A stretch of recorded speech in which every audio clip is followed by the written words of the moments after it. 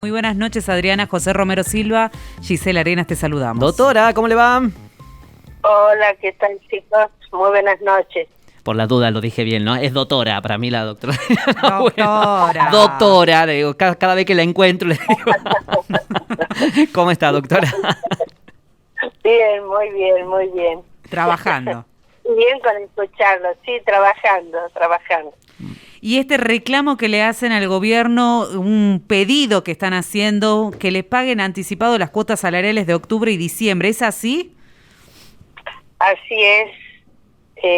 Cuando nosotros firmamos el acta de acuerdo en marzo, la verdad que había pronósticos de inflación importante, pero lo que no se avisoraba en aquel momento era que la inflación de la canasta alimentaria iba a ser tan superior a la inflación general, porque una cosa es la inflación general y otra el valor de los alimentos. Uh-huh. Ustedes saben que un trabajador ya, lamentablemente, vos podés dejar de ir al teatro, de tener una salida con la familia, de quizás suspender todo lo que es un poquito del esparcimiento, sí, que es muy necesario, pero se lo suspende. Y podés quizás pasar en cuanto a alimentos de la primera marca a la segunda, tercera marca, pero no se puede ni se debe dejar de comer, ¿verdad? Uh-huh. Entonces, lamentablemente, el sueldo de un trabajador está prácticamente todo invertido en pagar los impuestos indispensables para que una casa funcione, que son los servicios, ¿no es cierto? La luz, el agua, el gas y los alimentos, y ahí se te va prácticamente todo, ¿no es cierto? Todo el sueldo que parece agua entre las manos. Sí. Entonces, en base a eso, y como sabemos que la inflación de este mes y quizás del mes siguiente va a ser bastante más elevado que la de junio, por lo menos, entonces es que nosotros vemos de que están dadas las condiciones para el adelantamiento de lo que es el 10% de octubre y el 11% de diciembre, y bueno, y que nos sentemos a conversar en cuanto a cómo se va a seguir.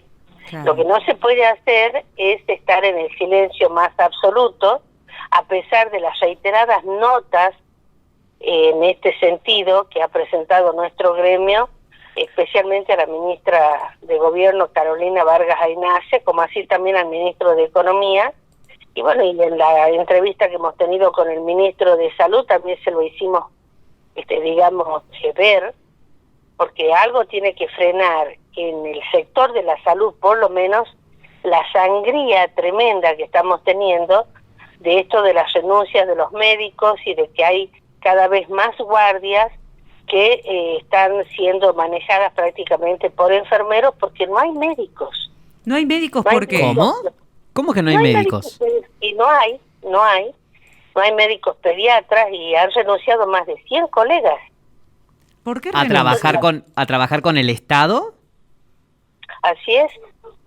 Esto de la pandemia nos ha dejado a nosotros en una situación totalmente peor de la que ya estábamos, lejos de algún reconocimiento y demás, sometidos psicológicamente a una presión tremenda, sí, sufriendo muchas veces la intolerancia social, que bueno, también tiene su frustración la sociedad, y a veces descarga su frustración, su impotencia con el primero que tiene a mano, que puede ser el chofer de una ambulancia, que se queja porque no va con el médico, porque no va con la enfermera, que va el chofer solo,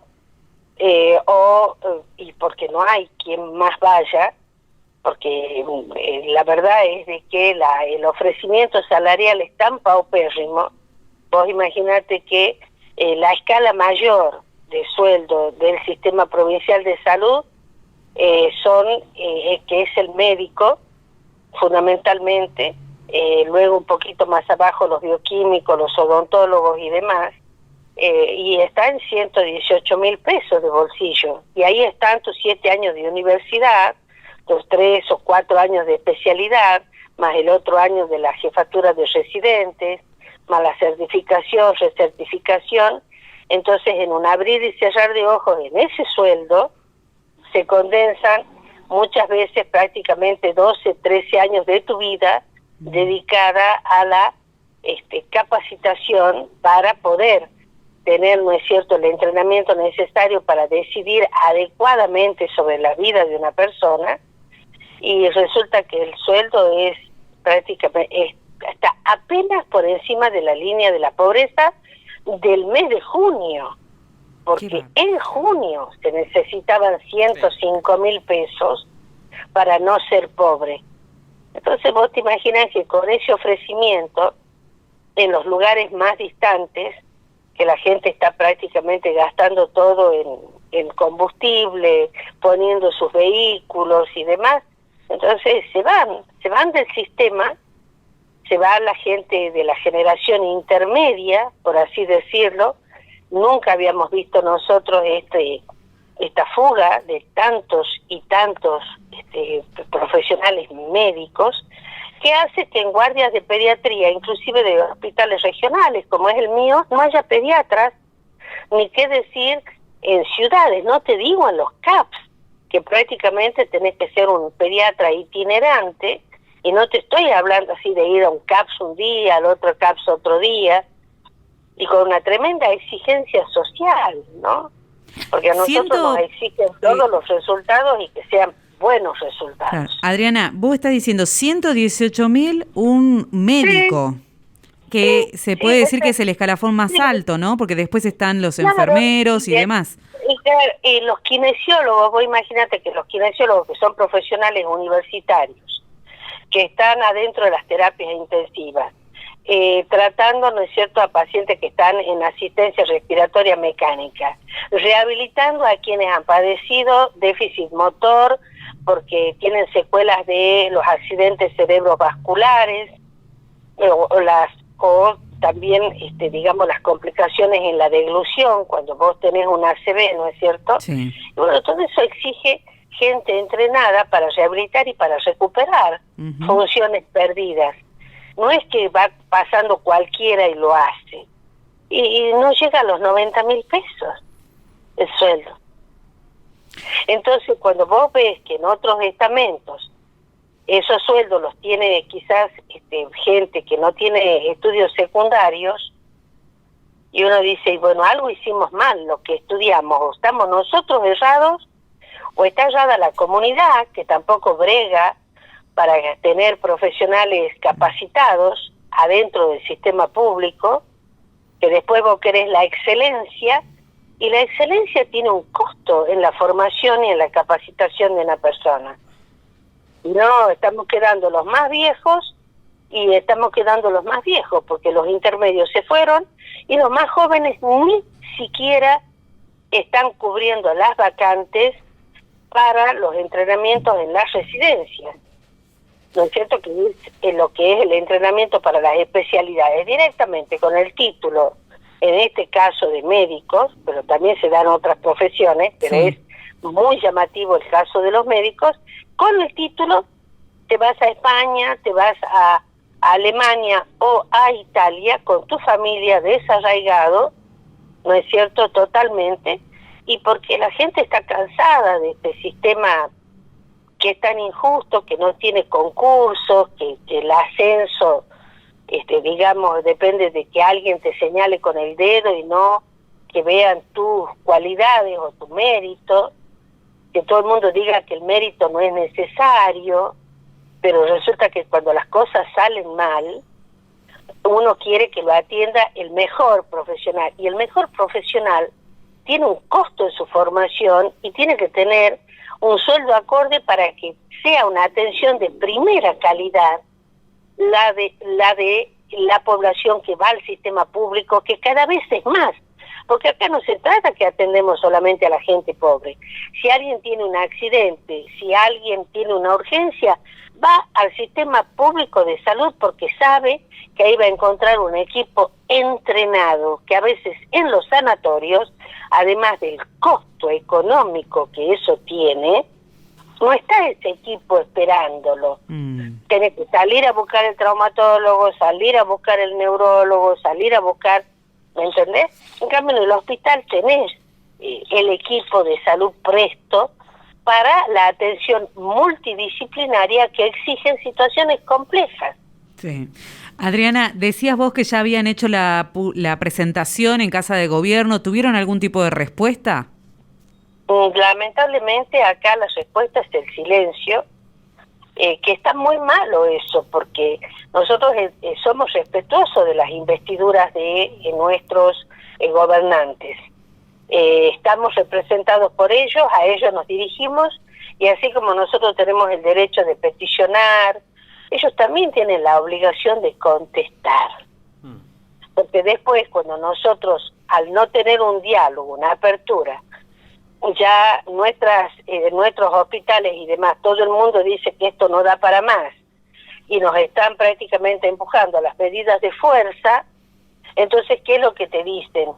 Que no puede ser, que esto es político y demás. Pero si te vengo pidiendo desde mayo que me atiendas, y no abrís las puertas, y no nos ponen a nadie que nos escuche y solucione los problemas, que no son solamente salariales, sino también de las condiciones laborales en las que estamos, que no podés estar atendiendo planillas de 30, 40 personas como quien despacha un kilo de harina, despachar a una persona.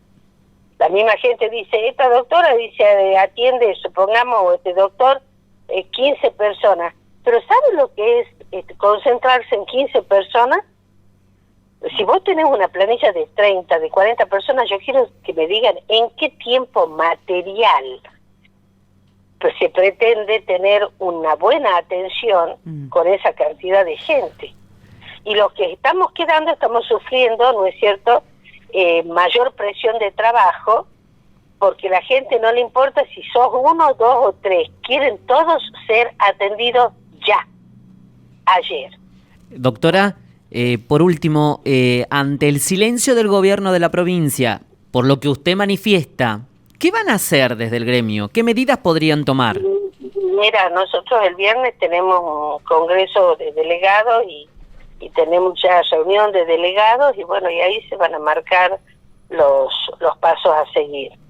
Entonces, porque esto tiene que tener una respuesta, y no de que te tiren para adelante la pelota, porque acá te dicen, no hay plata, la provincia también está en crisis, pero si la provincia está en un festival de festivales, ¿qué es gratis todo eso?